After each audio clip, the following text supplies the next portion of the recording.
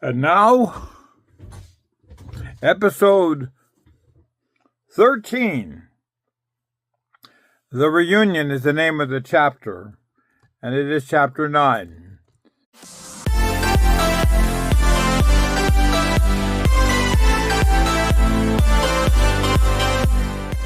So that's how far we're gone. As they boarded the small covered houseboat, Bailey is hesitant to climb aboard. "What's wrong, Grandma?" asked Cassio as he gaiters his eyes to and fro over the boarding section. He saw no danger or reason for concern. "Oh, nothing, son. The last time I was on a boat it was... Oh, never mind," as she quickly brushes it aside. The memory of that time when they first arrived on Notlim, the others on Bailey's boat that was transported them to Notlim, and made her a bit uneasy. Cassio's eyeballs opened with curiosity as he asked with daunting inquisitiveness, "Was it as big as our houseboat, Grandma?" "Oh my, yes," she says as she steps on the deck of the boat and gladly reaches for his hand to stabilize her. With a reluctant smile, she says carefully, "It was much bigger. In fact, it was a yacht. It was gorgeous," and Cassio looks a bit flushed by this, and Bailey quickly responds, "But this is nice too, only a different kind of nice. Do you understand?" she asks meekly. Champ speaks up and says with deference, "Sorry, Mom, no yacht, just our little riverboat cruiser houseboat." "Oh, I didn't mean anything bad, Champ. It's just not what I expected. As she grasped the derisively, her hand to her mouth. "Something like our mail service, right? The pigeon," replies Champ with a wink of his eye and a head gesture toward some of the birds that seem to be catching a ride down the river as well. Bailey smiles with humorous discomfortude, nods, and says sorely, "I'm not doing very good today, am I, Champ?" Champ smiles warmly to her and says with fellow feeling, "Welcome to my world." Cassio is bewildered by this adult conversation, but excitedly dismisses it in favor of a joke that only adults would understand. "Say, Grandma, you want to hear a joke that my dad said about our pigeon?" "Sure," says Bailey as she looks befuddled at Champ. "Do you know what you get if you cross a homing pigeon with a woodpecker?" Champ looks away with embarrassment as he recalls the small joke with uneasiness. Cassio beams out the punchline with pride and jubilance. "You get a bird that not only delivers the mail, but knocks before he opens it and come in." Bailey turns to Champ and nods cautiously and says with complacency, "Yes, one of old-time Harry's jokes back home on Earth at the high school." "I see," says Bailey as she blinks and cocks her head toward him, enjoying his turn on the hot seat. "Escape. We better shove off, Cassio. Untie the boat. I'll start the motor up." Cassio moves quickly to the front of the small boat and unties it in seconds and pulls the rope on board and quickly wraps it around a section of the boat. Champ is motionless as he studies his son's actions until he is satisfied that the job is finished. He turns to the cabin door and does a quick look around and then disappears inside the cabin. Once again, he moves directly to the engine room and starts the motor. Bailey stands precariously on deck, not sure where she should stand or sit. She finds a small tarp covering what looks like a sitting area and pushes it aside. As her hand reaches for that tarp, she feels something cold and slimy that touches her wrist. She lets out a scream and retracts her hand quickly. "What's wrong?" yells Cassio as he quickly comes running to the aid of his grandmother. Embarrassed, Bailey points to the tarp and says, I touched something cold and slimy. Slimy? Repeats Cassio, somewhat befuddled. He pulls the tarp back and sees the guilty party. With a jovial grin, he reaches down and pulls up a 5-inch long and wide, fat, orangey-colored toad. "Oh, it's just Willie," he says as he carefully cradles the small toad in both of his hands, smiling warmly while holding his little pet frog. Cassio begins to smirk as he holds the toad in his hand and offers it to his grandmother, expecting her to jump back and be disgusted like his mother normally would be. Cassio is surprised that she doesn't respond that way. Instead, she smiles graciously and moves closer to him for a closer look. Cassio is perplexed by this at first, but becomes more growingly pleased with this. "You're not as scared of Willie, Grandma?" "Oh, heavens, no. I used to play with frogs and toads when I was a little girl. But I must admit, I never seen an orange one before," as he reaches down with a finger to gently touch it. "In fact, I'll tell you a little secret. I used to study frogs when I was in school. I always liked these little guys." "You mean like Willie?" asked Cassio. "Perhaps. This one reminds me of some of the exotic ones that they found on the rainforest. In fact, this little guy reminds me of the species of frogs that J. Savage discovered in the Mount Verde area, what is now called the cloud forest of Costa Rica." Cassio looks at Bailey and says, "Cloud forest?" "Yes, it's really not a forest in the cloud or clouds. It's just a big green mountain on Earth called Monteverde. I don't know why they call it a cloud mountain, a cloud forest either. Probably because it stretches 5,500 feet in the air and is very tropical. It's a perfect home for all little kinds of wildlife." "Even Willie?" Bailey chuckles and says reassuringly, "Yes, even Willie." Bailey grins warmly as she extends her finger, gently rubs its bright orange-red head, almost expecting it to respond. "Earth sounds like a beautiful place. I think I would like to visit it someday," replies Cassio with a grin. Bailey gives him a promising smile as she continues with a little sadness in her voice. "You know, it's a shame. These little guys back on Earth look a lot like our friend Willie here are extinct. They were once called the golden toad." "Golden toad? I like that," says Cassio as he smudges the little fat toad to his face and nose affectionately. "It's a shame the species in general disappeared in 1985. Raphael Bolanos, as I recall, had rediscovered them in the Monte Cloud forest. He reported that he had seen swarms of thousands. When he returned a couple of years later for further studies, they were all gone. That was the only place on Earth where they existed. Now, many believe them to be extinct." Cassio begins to pet the little golden orange frog's head as he says with innocence, "Maybe they all came here to Notlim to get away from bad old Earth."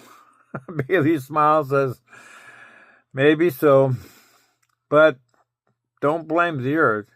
Cassio looks up and responds with a smile. "Okay, Grandma, I won't if you say so. But does this forest in the clouds have any other frogs?" "I don't know. I know at one time it had over 20 other known species of frogs too that were at the end of the species list." The door of the cabin swings open as Cam exits the engine room wearing his captain's hat from below deck and walks over to Bailey and Cassio. "I was wondering," asked Champ with hesitant kind of dithering in his voice. "What?" says Bailey. Champ looks over to Cassio and says, "Son, could you check on the engine and pumps down below for me? Be sure to check the tubing and make sure the patch is holding where we did the repair last week." You mean the one that I accidentally broke last week? Asked Cassio with awkward admission. Right. Check it and give everything a good look over for me, please, entreats Champ warmly. Okay, Dad. As Cassio scurries away, Champ's eyes make contact with Bailey and hesitates to speak for a few seconds. Bailey grins and says with reprisal, "So, what's on your mind, Champ?" "Well, I don't want to alarm the boy, but there is so much he doesn't understand." She nods with amusement and with surety and says, "I understand, Champ. Living here on Notlim compared to a normal life on Earth could easily leave gaps in one's education. So, what's on your mind?" "Well, he hesitates, wiping his dirty, dry hands with his pants legs, a nervous habit he brought back with him from Earth. It was always embarrassing him to shake hands with a student or a fellow teacher with moist hands. Seeing the look on their faces and the subtle desperation of not to offend him, as their efforts were always transparent to him, as they hurriedly tried to wipe their hands dry.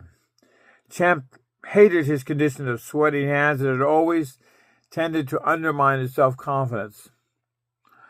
"During the time on Earth you were gone, did they replace me at the school?" Before Bailey could answer, Champ begins to nervously regress in conversation. I know it shouldn't bother me at all, but I just need to know." He again rubs his hands together as he speaks. "I remember we were going to start summer school sessions at the end of the week, and I was going to teach a special course in world history and the lessons that we can all learn from this 20th century. And Bailey turns around to avoid embarrassing her son-in-law, sensing at all how trivial he realizes this really is in the big scope of things. Yet to Champ, it was of utmost importance. It was world history, and that, more than anything else in his life, he believed was what he was all about. He always told Marie that he felt it defined him and gave him real purpose to life. "Well, Champ, this is something I really don't know, but I'm guessing if they didn't replace you, I most certainly would not be surprised. After all, since everyone thought you and the others were dead." "Dead? They thought I was dead." "Yeah." For that moment, she personally felt dread and shock of hearing those conclusions again from her own mouth. Her feelings of anguish began to build as she responds snippetly, "Come on, Champ, what else could they think?" Bailey looks away quickly and wipes her eyes. She hopes he doesn't misunderstand her for her belated sarcasm. She takes a quick glimpse behind her to see if Cassio had returned, and for that moment she was relieved he had not. Bailey sniffs, coughs, and to clear both her throat and to swallow hard, to suffocate any tears, and with much effort emboldens her voice to mask her pain. Yet for the briefest of seconds she admits, "So did I. I thought you and everybody was dead too." Bailey's strength begins to crumble like a mighty walls of Jericho in the Bible as her moistened eyes and her strong countenance gives way to the grim accusation. With a satirical lilt of unconvincing words, she replies bitterly, "In fact, you're not going to believe this, but they thought I killed you all," concludes Bailey with shock and dismay. She recalled her deep hurt and anger for the people who knew her, and it cut her to the quick to think that some of these same people would think of her doing such a thing. The concept was so inherently distasteful, she shuddered at the thought. Champ can't almost not believe his ears. The notion of her being accused of this was in every way a monstrosity of ghastly proportions. This was a wonderful woman, and a mother second to none except his beloved wife Marie, Champ always felt. His voice tightens and fades away. as Bailey extends her arms and embraces him. Champ knew the pain that she must have felt and the agony of being falsely accused. When he was a boy, he was falsely accused of cheating during a history exam. The experience left him bitter for the summer. He was required to take the class again with the younger students. In the end, he did well, not just for that class for that second year, but enjoyed teaching his fellow students who was coming up next in class. Yet despite how well things worked out for him, he still felt the anger and the injustice of it all. In a strange kind of way, he was genuinely touched by her opening up to him about this. Bailey exhales deeply and profoundly as he pushes her away from his chest and gives her a reassuring look. Even his big ugly freckles that blanketed his face he audaciously despised doesn't stand in the way of shared comforting words. I'm sorry, Mom. I'm so sorry for even bringing it up. I never wanted you to feel bad. Bailey's eye socket fill up as she looks up to embarrassing compassion, and before she could reach out and touch his face with gratitude, both of her eyes stream down tears from her cheek. She smiles handsomely at her son-in-law and says amiably, You're so special, Champ. No wonder Marie loves you so much. Champ smiles in return, as embarrassed slightly. Thanks, Mom. She reaches up and touches his beard endearingly and says with bold soberness, You should have seen the funeral the school board and faculty put up for you and Marie. It was wonderful. I think the whole town must have shown up at the funeral. Funeral? They had a funeral for me, says Champ with humble disbelief. Of course, dear, they did. They loved you as much as they loved Marie. All the kids at the school even showed up too and sang songs for you. In fact, the travel agency gave away a free vacation to some of the people in town to honor Marie. They put her name outside on the marquee board as salesperson of the year and expressed their condolences to the people that she had touched too. But that's not all. The other funerals had too. They had a smaller service for Boxy days later at the biker clubs on 9th Street, and I never heard what they did for a baby doll. I think it was something private given to her by her ex-in-laws. Champ looks at Bailey and feels compelled to ask her about her husband, Judge, but instead allows a longer pause, hoping she would volunteer something about him. She is not forthcoming with this at all, so Champ painfully ekes out the words, Judge. What about your husband, Judge? She smiles and says retiringly, Judge, my old fool.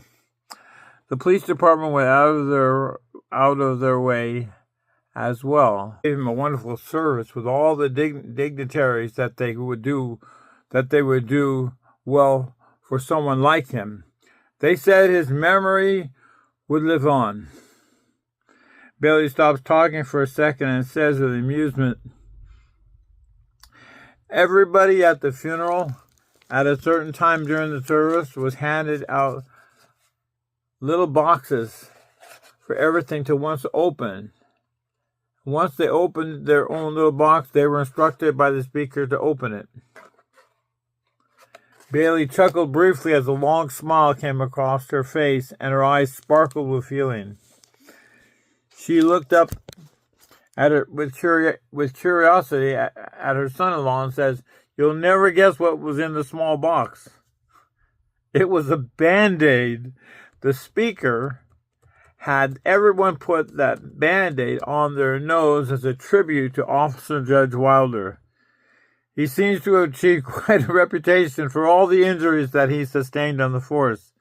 Somebody felt this was a fitting gesture for a man who came to have more bumps, scrapes, and injuries than even a professional wrestler. It would made him very happy to see such support that the men he served so long with and loved so much I miss him, champ. I miss him very much. As she again embraces him and concludes with a crackling of her own voice, I can't wait to see him. I can't wait to tell him how much everybody loved him. I just know he's alive. I just know it. Champ feels the flush of blood coming to his face, and at that moment, he's glad to be holding her away from his face. He begins to feel torn at heart about having to tell her the truth about Judge and the others. He didn't look forward to this and was tempted to pass it on to his wife. He's not sure if this is the best time to tell her or not. He does realize that it's not going to get any easier putting it off. So with great courage, he takes a deep breath and is ready to speak when suddenly he's given a short reprisal as Bailey pushes us away slowly from Champ's arms quickly and pats his chest in gratitude, smiles, and again wipes her face. A few more seconds passes as the silent Cassio comes running from below and says, I got it, Dad! Everything is going to be okay. Bailey turns to Champ, winks quickly, and finishes a demure little smile and says, It certainly is. Everything is going to be just fine, thanks to your father. Thank you, Champ. Cassio nods enthusiastically, not understanding the response verbatim, but is satisfied nonetheless and runs up to the deck. Champ excuses himself and joins his son on deck and starts to busy himself. Bailey moves up to the deck to join him. Cassio is standing behind his father next to some other assorted ropes and tarps waiting for further instructions. Bailey looks at Cassio and says, So, are you thirsty? How about it if I make you what your mother and I used to call a runner's delight?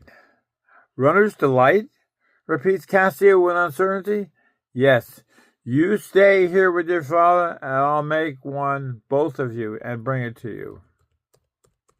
Chapter 10, A Surprise for Marie.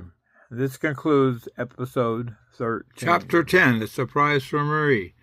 And coming up on the next episode. Chapter 10, A Surprise for Marie. Coming up on the next episode.